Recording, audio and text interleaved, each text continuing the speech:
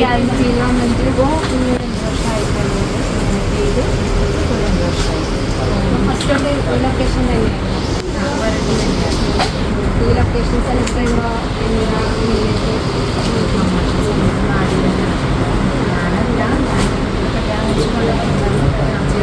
സ്വന്തം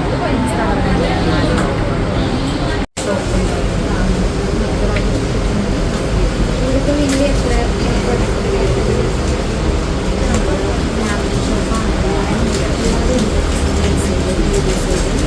ഒന്നല്ല, നമ്മൾ ശരിക്കും പറഞ്ഞു കഴിഞ്ഞാൽ വീക്ക്ലി പർച്ചേസിങ് ഉണ്ട്. നമ്മളുടെ ലോക്കലിൽ പോകും, പിന്നെ മന്ത്ലി കുറച്ച് പോകും പോയി ആളുകൾ പർച്ചേസ് ചെയ്യും. ഇപ്പോൾ ഇങ്ങനെ ഇൻവെൻട്രി മാനേജ്മെൻറ്റ് എങ്ങനെയാണ്? ഫസ്റ്റ് കൊണ്ടുവരുന്ന സ്റ്റോക്ക് ഫസ്റ്റ് സെൽ ഔട്ട് ചെയ്ത് അങ്ങനെയാണോ ഫോളോ ചെയ്യുന്നത്? ചെയ്യും. പിന്നെ നമ്മളിവിടെ വന്ന് എടുക്കുന്നത് ഉണ്ടാവും, സാമ്പിൾ കാണിച്ച് ഇവിടെ വന്ന് സ്റ്റോക്ക് എടുക്കുന്നത്.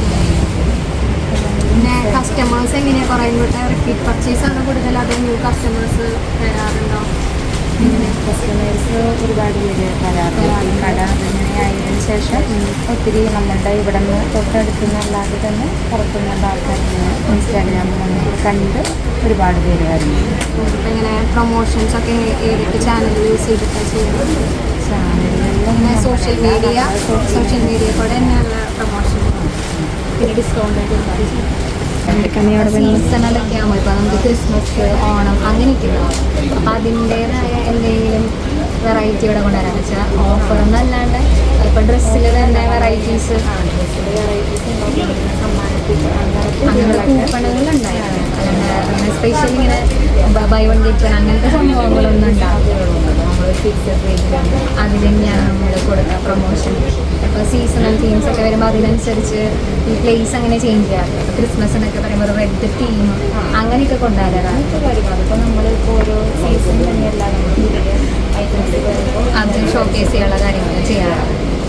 വേറെ പ്രൊമോഷൻസ് അങ്ങനെ ഏതെങ്കിലും ഇൻസ്റ്റഗ്രാമോ ഫേസ്ബുക്കോ അക്കൗണ്ട് ഭയങ്കരമായിട്ട് ആക്റ്റീവായിട്ട് പോകുന്നുണ്ട്?